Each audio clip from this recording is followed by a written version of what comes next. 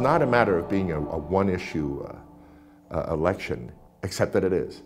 It's how do we unite with these other unions? How do we get as close as we can with them, particularly with AFTRA, and work side by side to present ourselves as one to management? And that eventuates into a way of merging with AFTRA, and that's at the heart of all of this, financially and at the bargaining table. Financially, I mean the way we take in money and we're in control of all of it. We're not divvying it all up.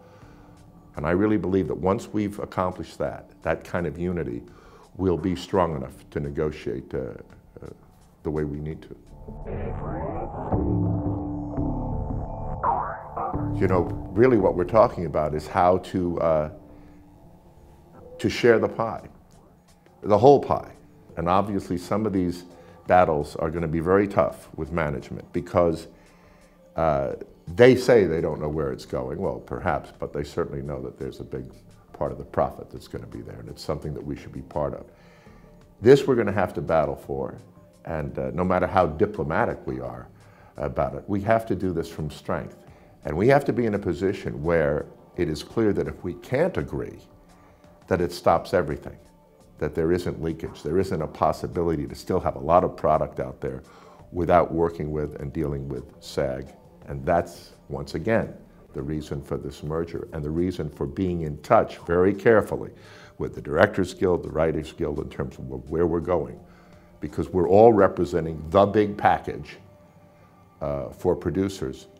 And without that, nobody makes anything.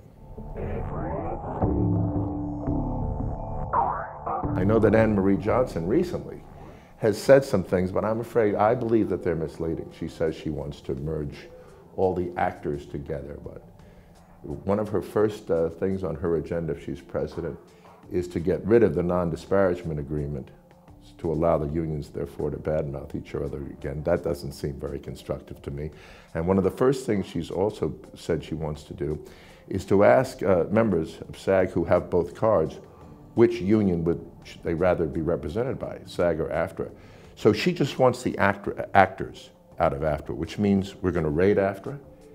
That'll just create a war. I mean, what will ensue will be even worse than what we've been dealing with. It's just so wrong-headed in terms of what we're really trying to accomplish. Well, the first thing is to reach out to them and start having meetings and making up for what was a lot of damage. I find it very difficult to believe that Anne-Marie Johnson, because she was in lockstep with Alan Rosenberg for these past 4 years, and Connie Stevens and the rest of membership first, are going to be able to accomplish this.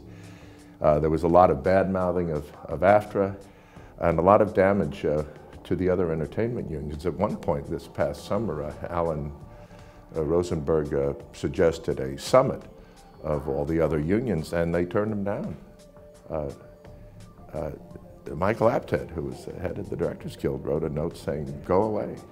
They're really very offended by that go-it-alone approach, and that needs to be changed, and I think we need new faces. Mine, and Amy Aquino, and the other 3 people, the other 33 people running on the Unite for Strength slate. Fresh faces coming in with not a new point of view, really. It's a point of view that's been around for a long time, that's time already should have come. This notion of us working together as one and finally merging with AFTRA. It's true that Anne-Marie Johnson has been involved in SAG politics for 10 years, and I've been a member of the National Board for a year, and I've been chairman of the Seniors Committee. But I think it's important that I've been so involved in the business as a performer in all the various areas, from the Broadway stage to film to television to commercials. At one point I hosted a beauty pageant talent show. So I've done all the different kinds of work, and I'm aware, I think, of the needs of performers and different actors, and I see it in terms of actors' needs, and that I feel I'm very good at, and have put in the time to have earned respect in that area.